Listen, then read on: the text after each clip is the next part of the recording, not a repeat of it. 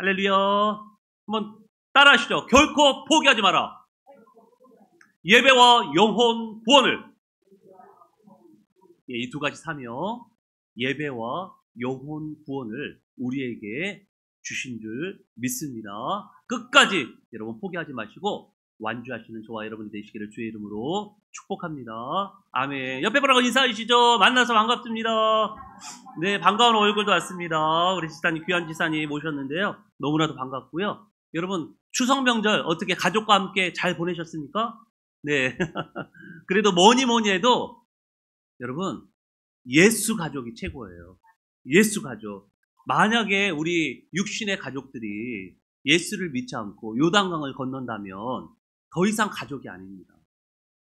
가족은 함께 있을 때 진정한 가족이잖아요. 그런 의미에서 매주 이렇게 만나고 그리고 천국에서도 영원히 만날 저와 여러분이 진정한 가족인 것을 믿습니다. 아멘. 우리가 가족이에요. 어떻게 보면 예수 안에서 만난 가족들이 더 끈끈하고 어떻게 해요?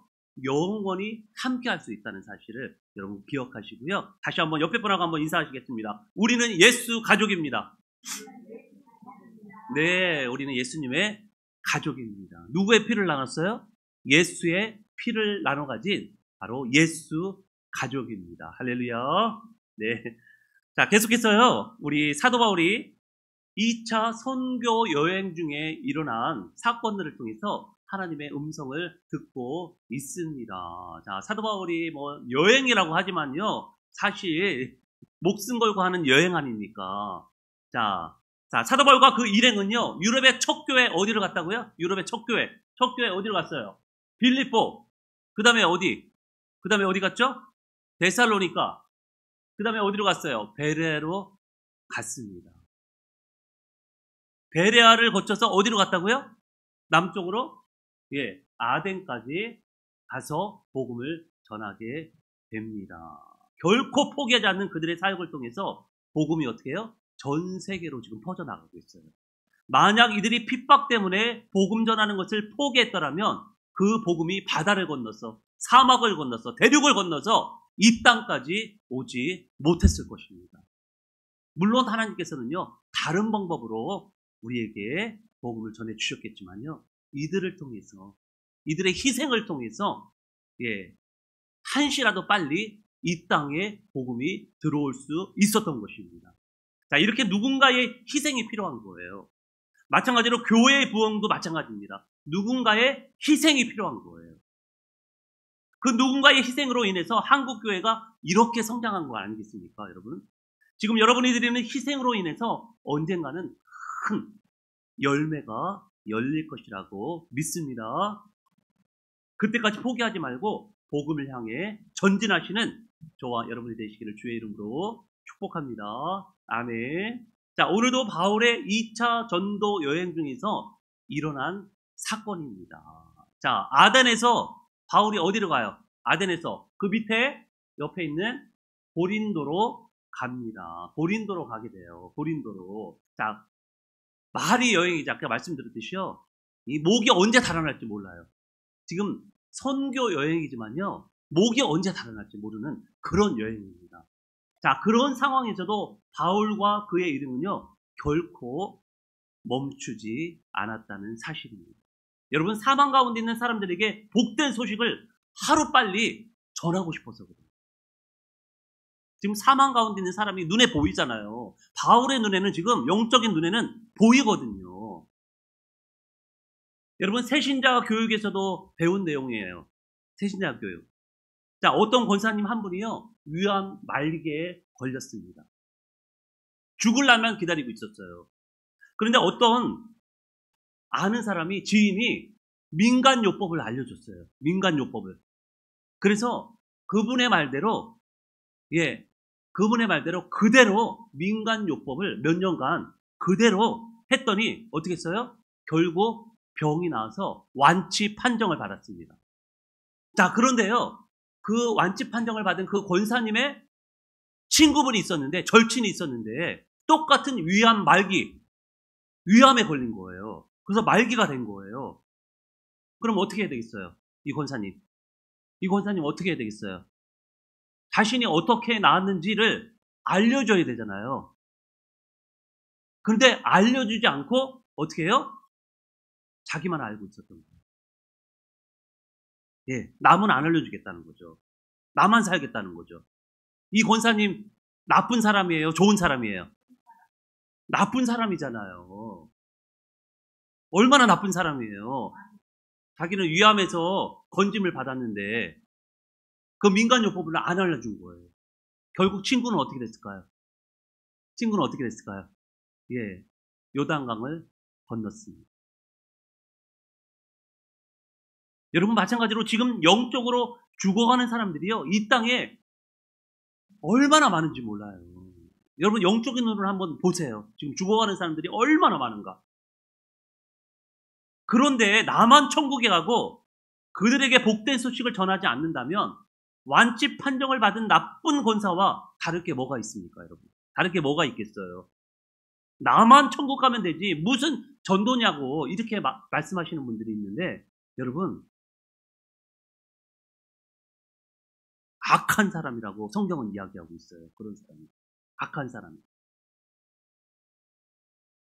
여러분 맛있는 식당이 가서 이렇게 음식을 먹잖아요. 그러면 어떻게 해요? 지인들한테 소문을 내잖아. 저기 가니까 맛있더라. 예. 옛날에 유진사님이 또 맛있는 데를 소개해줘서 맛있게 먹고 왔잖아요. 예, 그렇게 맛있는 게 있으면 소개해준다니까요. 그리고 싸고 좋은 물건 있으면 어떻게 해요? 소개해주잖아요. 지인들한테. 예. 지인들한테 소개해주잖아요. 근데 우리가 사망에서 건질 구원의 방법을 알고 있는데 예수만 믿으면 되는데 그거를 안 알려주는 거예요. 입을 딱 다물고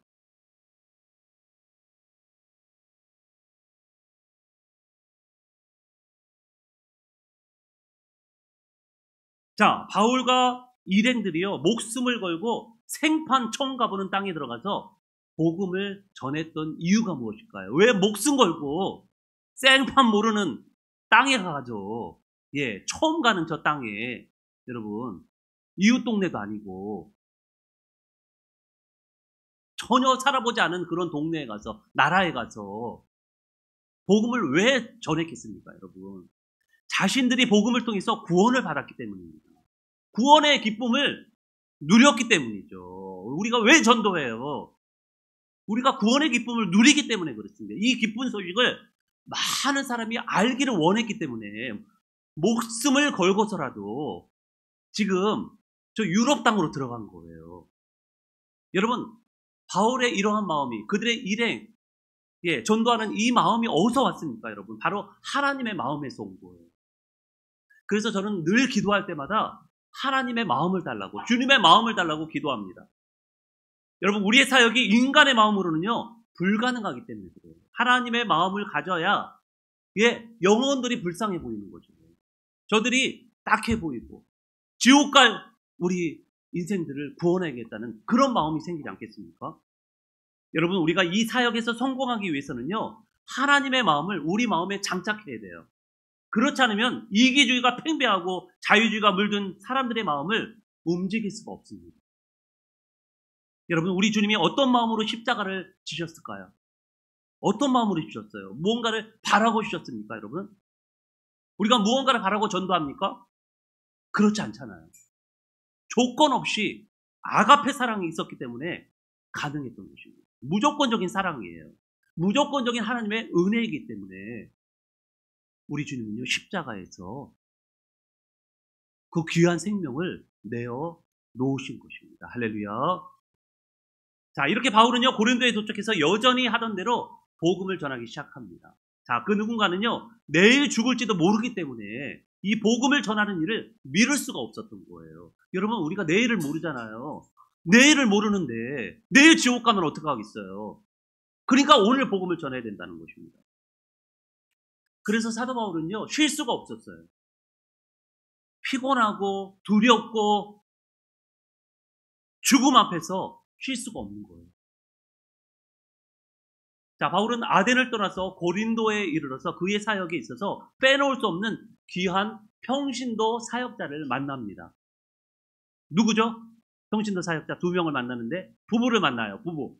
바로 브리스길라와 아굴라입니다. 브리스가 아굴라 들어보셨죠? 여러분?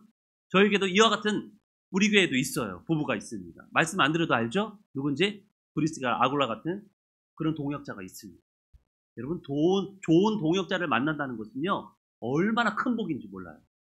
그런 면에서 저는 참으로 복된 사역자가 아닌가 생각을 합니다. 앞으로도 브리스길라와 아굴라 같은 그런 귀한 동역자들이 우리 교회에 많이 세워지기를 원하고 바라고 기도합니다.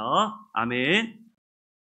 자, 이렇게 바울은요, 고린도에서 1년 6개월이란 긴 세월 동안 사역을 합니다. 복음을 선포해요. 자, 다른 교회에 비하면요, 다소 좀 긴 편이에요.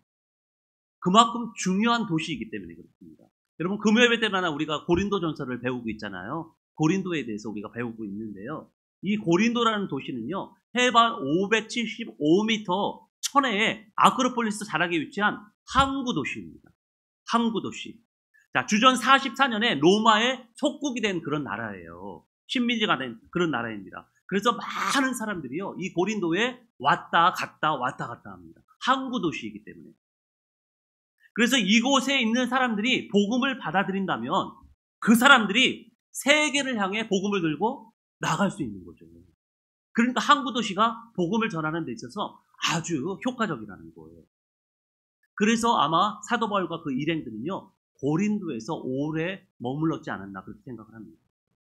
자, 그런데 문제는요, 이 지역도 우상 숭배가 넘치는 지역이고요. 거기다가 성적인 문란이 아주 많은 지역입니다.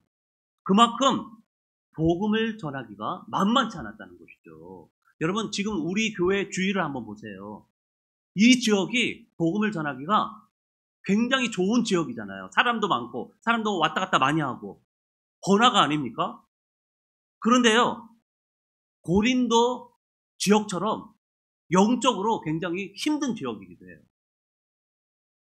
쉽지 않은 지역입니다. 이 지역이. 그러니까 고린도와 비슷한 지역이에요. 참 신기하죠? 저희가 지금 고린도 전서를 우리가 말씀을 나누고 있고요. 사도행전을 통해서 지금 고린도 도시를 살펴보고 있는데요. 지금 우리 교회의 위치가 그런 것 같아요. 우리 교회의 위치가 바로 고린도와 같은 그런 위치라고 저는 영적으로 바라보고 있습니다. 그만큼 사람도 많고 그만큼 더 복음을 전하기가 힘든 지역이에요. 하지만 하나님이 하시면 될 줄 믿습니다. 아멘. 자, 계속해서 오늘 본문 5절에 보니까요. 5절에 보니까 이 바울의 동역자인 실라와 디모데가 마게도냐로부터 합류를 했다고 합니다. 저 데살로니가 저쪽부터 고린도까지 왔다는 거예요. 실라와 디모데가 이 제자들이 온 거예요. 참으로 반갑고 환영할 일이잖아요. 그동안 바울은 핍박을 피해 이리저리 도망을 다니라 몸도 마음도 지쳤습니다. 그런데 이렇게 귀한 동역자들이 합류했다는 것은요, 그게 큰 위로와 힘이 되었다는 것입니다. 자, 바울은 그들과 회포도 풀기 전에 여전히 복음을 힘있게 전했다고 하는데요. 좋은 사람들과 함께 길을 간다는 것은 얼마나 기쁜 일이에요. 얼마나 복된 길입니까, 여러분. 아마 힘이 펄펄 나가지고요, 그동안에 힘든 일들이 다 잃어버리고 복음 전한 일에 더욱더 애쓰고 힘썼다고 합니다. 그만큼 힘이 났다는 거예요. 여러분 주위에는 어떤 동역자들이 있습니까? 어떤 친구가 있습니까? 어떤 인생의 파트너가 있습니까? 어떤 인생의 동반자가 계십니까? 있으면 좋겠지만 여러분 없어도 괜찮아요. 왜냐하면요, 우리 주님이 우리의 친구가 되셔서 우리와 함께 영원히 동행해 주실 것이기 때문입니다. 할렐루야. 그러니 옆에 남편 때문에, 가족 때문에, 친구 때문에 너무 실망하지 마시기 바랍니다. 너무 실망하지 마세요. 완벽하신 하나님이 계시잖아요. 완벽한 하나님, 주님이 계시지 않습니까? 우리 곁에. 그분이 친구가 되어주시겠다고 말씀하셨어요. 우리 주님이. 절대 소망 되시는 그분께서 우리의 친구가 되시겠다고 분명하게 약속하셨잖아요. 그분과 함께 여러분 걸어가시기를 축복합니다. 그러면 외롭지 않아요. 두렵지 않습니다. 인생의 어려움을 와도요, 이겨낼 수 있어요. 우리 주님이 함께 하신답니다. 자, 빌립보에 있었던 디모데가 빈손으로 왔을까요, 여러분? 그 먼 길을 왔는데 빈손으로 왔을까요? 아닙니다. 빌립보 교회에서 보내준 선교 후원금을 가지고 왔다고 합니다. 바울은 더 힘이 났어요. 바울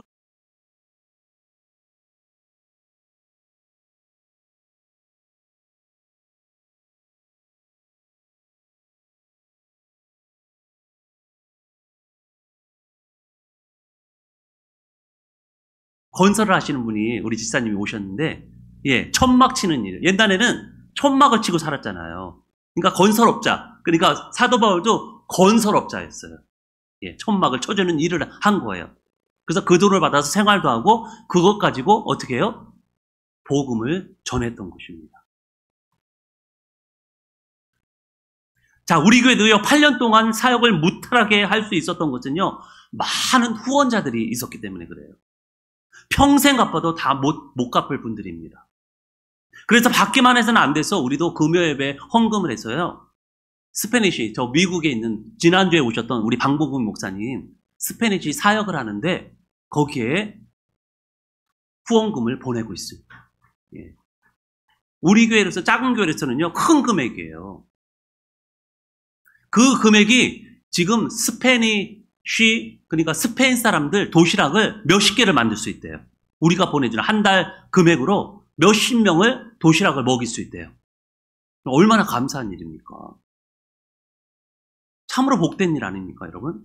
이 교회 선교헌금에 동참해 주시는 분들께 진심으로 감사의 말씀을 드립니다. 계속해서 우리 한번 9절과 10절의 말씀을 함께 읽도록 하겠습니다. 9절과 10절의 말씀입니다. 시작. 밤에 주께서 환상 가운데 바울에게 말씀하시되 두려워하지 말며 침묵하지 말고 말하라. 내가 너와 함께 있음에 어떤 사람도 너를 대적하여 해롭게 할 자가 없을 것이니 이는 이 성 중에 내 백성이 많음이라 하시더라. 아멘. 오늘의 주제 선고예요. 핵심 선고입니다. 자, 바울과 그의 일행은요, 우상이 많은 도시 고린도에서 수많은 도전을 받아내며 힘겹게 교회를 세워나갔습니다. 얼마나 많은 일들이 고린도에서 일어난지 몰라요. 그러는 가운데 하나님은요, 바울의 환상에 나타나서 그를 위로하고 용기를 주시는 것을 볼 수가 있습니다. 여러분, 인간이 하는 위로는요, 그때뿐이에요. 여러분, 하나님의 위로를 한번 경험해 보세요. 이를 헤아릴 수가 없습니다. 여러분, 하나님은 환상 중에 나타난 바울에게 어떻게 말씀하셨죠? 두려워하지도 말고 침묵하지도 말고 오히려 담대히 주의 복음을 선포하라고 말씀하십니다. 여러분, 그 이유가 뭐라고요? 왜 침묵하지 말고 복음을 선포하라고 말씀하고 계시죠? 고린도에 구원받을 백성이 많았기 때문입니다. 예, 많기 때문에 그래요. 이 지역에 여러분 구원받을 사람이 얼마나 많겠어요. 여러분, 이 지역에서 침묵하지 말고 선포해야 할 이유가 바로 여기에 있는 것입니다. 할렐루야. 여러분, 이 지역에도 구원받을 백성들이 너무나도 많다는 거예요. 여러분, 에스겔서에 보면요, 파수꾼의 이야기가 나옵니다.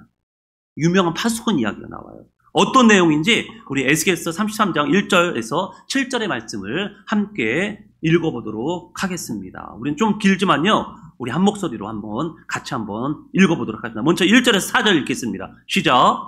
여호와의 말씀이 내게 임하여 이르시되 인자야, 너는 내 민족에게 말하여 이르라. 가령 내가 칼을 한 땅에 임하게 한다 하자. 그 땅 백성이 자기들 가운데 하나를 택하여 파수꾼을 삼은 그 사람이 그 땅에 칼이 임함을 보고 나팔을 불어 백성에게 경고하되 그들이 나팔 소리를 듣고도 정신 차리지 아니하므로 그 임하는 칼에 제거함을 당하면 그 피가 자기의 머리로 돌아갈 것이라. 5절에서 7절 읽겠습니다. 그가 경고를 받았건들 자기 생명을 보존하였을 것이나 나팔 소리를 듣고도 경고를 받지 아니하였으니 그 피가 자기에게로 돌아가리라. 그러나 칼이 임함을 파수꾼이 보고도 나팔을 불지 아니하여 백성에게 경고하지 아니하므로 그 중에 한 사람이 그 임하는 칼에 제거당하면 그는 자기 죄악으로 말미암아 제거되려니와 그 죄는 내가 파수꾼의 손에서 찾으리라. 인자야 내가 너를 이스라엘 족속의 파수꾼으로 삼음이 이와 같으니라. 그러니 너는 내 입의 말을 듣고 나를 대신하여 그들에게 경고할지어다. 아멘. 여러분, 군대에 가면 가장 힘든 게 뭘까요? 군대에 가면. 우리 권사님들 잘 모르시죠? 군대를 안 갔다 오셔서. 군대 가면 제일 힘든 게 뭐예요? 예. 군대 가신 분들, 뭐가 제일 힘들었어요? 훈련 받는 거. 그렇죠. 훈련 받는 것도 힘들어요. 그리고 행군하는 것도 힘들고, 행군이 이제 훈련 중에서 가장 힘들다고 하잖아요. 근데 또 노가다도 많습니다. 군대 가면요, 노가다를 그렇게 시켜요. 그러니까 노가다도 힘들어. 근데 그거는 일과 시간에 해요. 행군은 가끔 이제 밤에 할 때도 있는데, 낮에 재워요. 그 대신. 낮에 재우거든요. 가장 힘든 일이 뭐냐면요, 저는 보초라고 생각합니다. 보초 쓰는 거 있잖아요. 저는 그게 제일 힘들다고 생각해요. 왜냐하면 20대 초반의 젊은이들이 얼마나 잠이 많습니까? 근데 자다가 일어나서 보초 쓰고 또 들어와야 돼요. 그걸 매일 같이 해야 돼. 그리고 어떤 장병은요, 아예 2년 내내 보초만 써야 돼. 계속 보초만 써야 돼. 우리 이동화 지사님이 계속 보초만 써다 왔습니다. 그런 부대에 가가지고 매일같이 보초만 써. 예. 그러니까 산에서 보초를 섰는데 우리 이동화 지사님이 산을 싫어해요. 트라우마가 있어가지고 너무 힘들어서. 저도 이제 저는 행정병으로 군대를 근무했기 때문에 보초 설 일이 많지 않았어요. 그런데 이제 휴가를 가거나 이제 중대에서 이제 휴가를 가면, 저는 대대인데 휴가를 가면 자리가 모자라잖아요, 인원이. 그러면 이제 대대에서 지원을 갑니다. 보초 지원을 가는데요, 자다가 말고 일어나서 가니까 뭐 잠옷만 입던 거 그냥 체육복 입고 가면 편하잖아요. 근데 완전 군장을 하고 가야 돼요. 예, 군화까지 다 신고 막 다 해봐 쓰고 그러고 나가야 되기 때문에, 총을 들고 나가야 되기 때문에 얼마나 힘든지 몰라요. 1시간 보초 선다고 그러지만 미리 일어나서 옷 입고 갔다 와서 또 옷을 다 벗느냐고 또 오랜 시간 걸리고, 그러니까 자다가 깨는 게 이게 얼마나 힘든지 몰라요. 보초를 서는 게 그 정도로 힘듭니다. 여러분, 보초를 서는 사람은 옛날에는요, 오늘 본문에 여기 에스겔서에 보듯이 파수꾼이라고 했어요. 파수꾼. 그리고 지금은 경계병이라고 이렇게 이야기를 하는데요. 자, 경계병은요, 지금 지상, 해상, 공중 등에서 부대나 시설의 안전을 책임지면서 이 신원 미확인 인원에 대한 경계를 맡아서 하기 때문에, 예, 무기 사용 권한도 일부 주어집니다. 예. 저쪽에 이제 38선 있는 데는 무기를 갖고 있어요. 북한 공작원 나타났다가는 총을 쏘는 거죠. 사람이 죽을 수도 있는 거예요. 그만큼 직책이, 이 보초선 한 사람들이, 경계 서는 사람들이 중요하다는 거예요. 그런데 경계병이 적의 침입이 있을 때 어떻게 해요? 공포탄을 터뜨리지 않고 신호를 보내지 않으면 어떻게 될까요, 여러분? 어떻게 될까요? 옛날에는 이제 나팔을 불었어요. 공포탄 그런 게 없었으니까 나팔을 불었잖아요. 지금은 이제 공포탄을 쏘게 되는데요. 경계병이 신호를 보내지 않게 된다면 부대와 마을이 공격을 받게 될 거예요. 우리나라가 공격을 받게 되잖아요, 북한으로부터. 그럼 누구의 책임이 될까요, 여러분? 이게 누구의 책임이 될까요? 누구한테 책임을 물어야 될까요? 경계병입니다. 경계병이에요. 그런데 경계병이 신호를 보냈는데도 잠만 쿨쿨 자고 있었다면, 부대원들이 잠만 쿨쿨 자고 있었다면 누구의 책임일까요, 여러분? 경계병의 책임이 아니라 쿨쿨 잠자는 자들의 책임입니다. 여러분, 하나님이 저와 여러분을 왜 이곳에 먼저 부르셔서 귀한 일꾼으로 세우신 이유가 무엇입니까, 여러분? 왜 저와 여러분을 파수꾼으로 세웠냐는 말입니다. 그것은 침묵하지 말고 담대히 복음을 전파하라는 하나님의 뜻이 있는 줄 믿습니다. 여러분, 그런데요, 이 뜻을 저버리고 침묵하고 있다면 누구에게 책임을 물으실 것이라고 합니까? 오늘 에스겔서에서 누구에게 책임을 물으실 것이라고요? 경계병, 파수꾼에게 책임을 물으실 것이라고 합니다. 여러분, 경계병이 책임을 다하지 못했을 때 받는 형벌이 가볍지 않아요. 가볍지 않습니다. 옛날에는 뭐 참수, 고문, 강제 노동 등 극심한 처벌이 적용된 사례가 있고요. 지금 군에서도요, 경계병이 받는 형벌은 적지 않아요. 적잖아요. 감봉이나 근무지 이동, 직위 해제 등이 일반적이고요. 중대한 경우 형사처벌로도 이어질 수 있습니다. 그만큼 책임이 가볍지 않다는 거예요. 경계병의 책임이.